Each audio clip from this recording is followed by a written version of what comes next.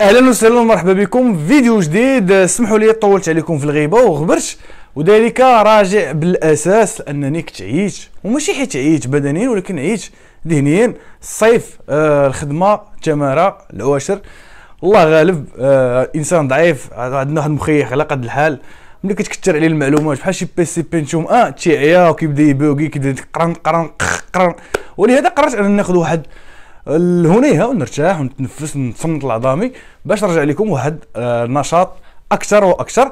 وهذا هو الموضوع اللي نهضروا عليه اليوم. كيفاش الانسان حتى كيعيا، واحد النهار حتى كتعيا، كتحس بالسيغموناج، كتبقى قادر دير حتى شي حاجه. بعد خطرات تقدر دوز نهار كامل في الدار ما دير ولا نشاط بدني، ما دير حتى شي حركه، ما حتى شي حاجه، ومع ذلك كتحس براسك عييتي. علاش؟ لان الدماغ ديالك هو اللي عيا. وكيفاش كيعيا الدماغ؟ هادشي اللي غنحاولوا نهضروا عليه بواحد الطريقه مبسطه جدا في هذا الفيديو. اذا اولا وقبل كل شيء، كيف ما كتعرفوا كاملين ان العقل واحد هي باش كيتميز الانسان اولا على باقي الكائنات، وثانيا هو واحد العضو اللي هو معقد جدا. حكمه الله عز وجل. تجيب اي واحد في العالم كامل، احسن الخبراء واحسن العلماء واحسن المحللين، تقول لهم عطيوني واحد الوصف دقيق ديال العقل البشري، غادي يوحلوا. واخا يتحدوا كاملين باش يعطيو واحد لا ديفينيسيون موحده، صعيب بزاف. علاش؟ لانها هذيك بصمه الله عز وجل في الكائن ديالو اللي هو البشر، واللي كرموا على جميع المخلوقات. كيف ما الله عز وجل خلق سيدنا ادم وعلمه الكلمات، الملائكه ما قدروش يحفظوا دوك الكلمات اللي حفظهم سيدنا ادم. وهنا كتفهم بان الانسان عطاه الله واحد القوه وواحد الخاصيه كيتميز بها على جميع الكائنات، وهي ملكه العقل وملكه الحفظ. اي ان العقل اي حاجه دخلتيها ليه كيكابطيها، كيدخلها، كيونجستريها. وهذه القضيه راه ماشي غير في السمع. يعني ملي غنقول لك معلومه، راه ماشي اي حاجه مسموعه ولا اي حاجه منظوره ولا اي حاجه ملموسه، فهذا الشيء مجموعه ديال المعلومات والمكونات اللي كيدخلوا للعقل. يعني ملي كتسمع صوت فهي معلومه دخلت للعقل، ملي كتشوف صوره معلومه دخلت للعقل، ملي كتشوف واحد اللون ولا واحد الحركه ولا واحد الشكل الهندسي، هادو كامل المعلومات. وزيد عليهم الاحاسيس، وزيد عليهم مثلا درجه الحراره، وزيد عليهم الى اخره الى اخره. فكيولي ان الانسان يقدر يدوز نهار في الدار ما دار حتى شي مجهود بدني، ما خرج ما شاف حتى شي واحد، ومع ذلك كيلقى بان الدماغ ديالو عيا بزاف لانه استقبل بزاف ديال المعلومات. فهنا ندخلوا واحد المثال البسيط فايت دويت عليه، وهو المثال ديال لا فيديو. مثلا في السينما، الناس ديال السينما في الايامات الاولى في القرن العشرين كانوا كيديروا واحد العدد ديال لي زيماج في الثانيه اللي هو 125 ايماج، يعني 125 صوره في الثانيه، باش كتقدر تبان لك انت الحركه عاديه بحال الحركه ديال الحياه اليوميه. فملي كنقول لك 125 صوره في الثانيه، ماشي في الدقيقه، في الثانيه، يعني في 2 ثواني راه 250، 4 ثواني 500، وزيد وزيد وزيد. وملي كنقول لك صوره واحده، عرفتي شحال فيها من المعلومات؟ غتلقى مثلا بيرسوناج برينسيبال مثلا لابس واحد التريكو كحل، هذه معلومه. كيهضر بهذه اللغه، هذه معلومه. دار واحد لو جيست، هذه معلومه. اون فاس مع واحد الانسان اخر، هذه معلومه. جالسين مثلا في ريستورون ولا في قهوه، هذه معلومه. الحيط خضر، هذه معلومه. كاينه واحد الموسيقى، هذه معلومه. كتسمع واحد التقرقيب ديال شي واحد دايز لارير بلون ما كيبانش، هذه معلومه. فهادشي كامل راه غير في جزء من الثانيه. شوف دماغك شحال استقبل ديال المعلومات. فملي انت النهار كامل كتحس راسك عييتي، فعرف بان راك الدماغ ديالك كثرتي عليه المعلومات. فمثلا اللي كثرتي من الفيديوهات ولا كثرتي من الافلام ولا من المسلسلات ولا من البرامج، كون على يقين انك غادي تعيا، لان الدماغ ديالك كثرتي عليه وعطيتي معلومات كثر من القياس. التطور التكنولوجي وان كان كيسهل علينا الحياه، الا انه راه كيأثر بشكل سلبي بزاف على الانسان وعلى الفكر ديالو. هذه من جهه. من جهه اخرى، واحد القضيه اللي ما كانش شحال هذه في التاريخ، الا رجعنا غير مثلا غير القرن 19، غتلقى بان كان الانسان كيديبلاص على رجليه، يعني كيتحرك كيتمشى على رجليه، ولا ركب كيركب فوق اما حصان ولا دابه، اما جمل ولا حمار ولا شي حاجه.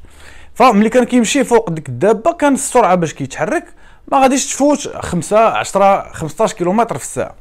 ملي جا التطور التكنولوجي ولينا كنستعملوا الات ديال التنقل، السياره، الموتور، الكار، التران، الطائره الى اخره. فملي كتركب مثلا في الكار ولا في التران ولا في الطوموبيل، الا كنتي غادي مثلا في لوطوروت بواحد السرعه ديال 120 كيلومتر في الساعه، عرف بان راه الانسان ما مولفش هذيك السرعه اللي كنتنقلوا بها. الانسان منذ القدم ما عمره ما كان كيوصل ل 120 ولا 150 ولا 180 كيلومتر في الساعه.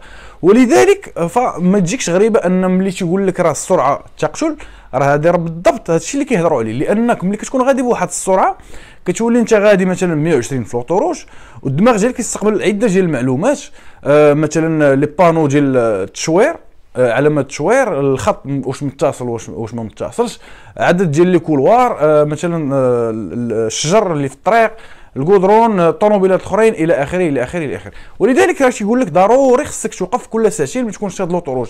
ما تقولش انا راه مازال ما عيش، راه باقي نقدر نشد الطريق.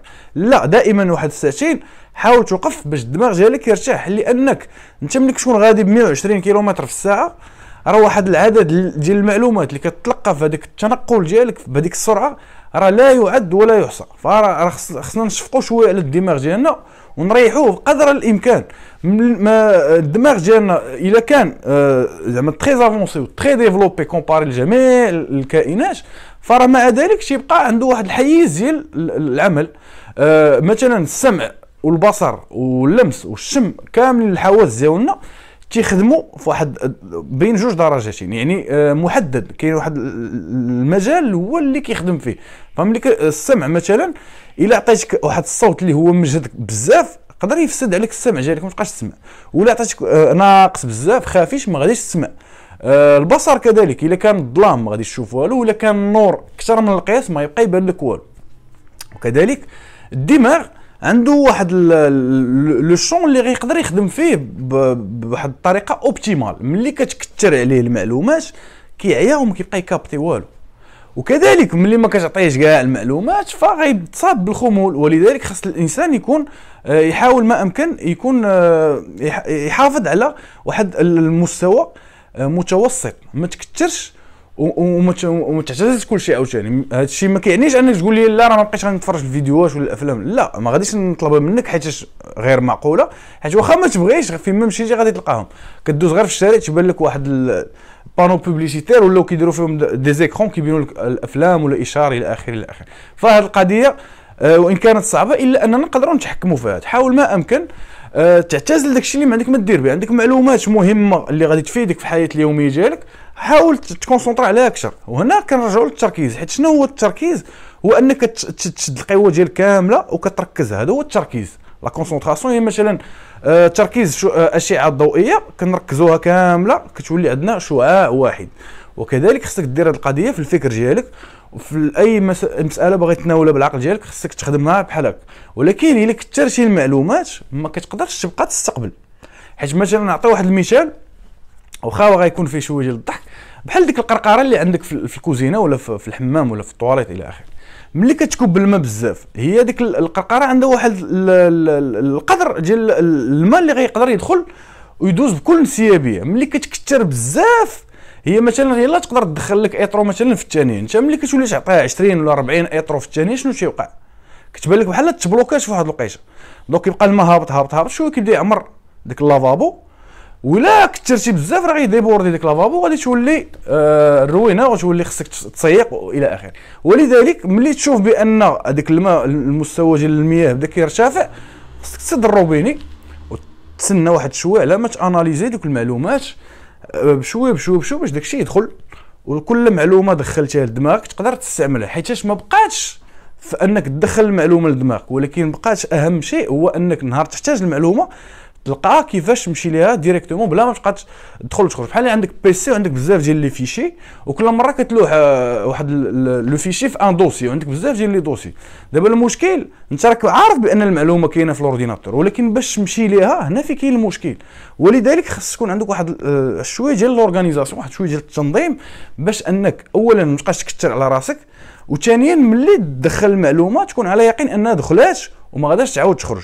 هذا الموضوع راه طويل وشائك بزاف وفيه بزاف ديال الاعتبارات وفيه بزاف ديال الحيتات. حاولت نبسط ما امكن باش كلشي يفهم. كنتمنى الموضوع يكون نال اعجابكم. بطبيعه الحال الموضوع راه طويل. الا عندكم شي اسئله ما تنساوش ديروها في كومونتير.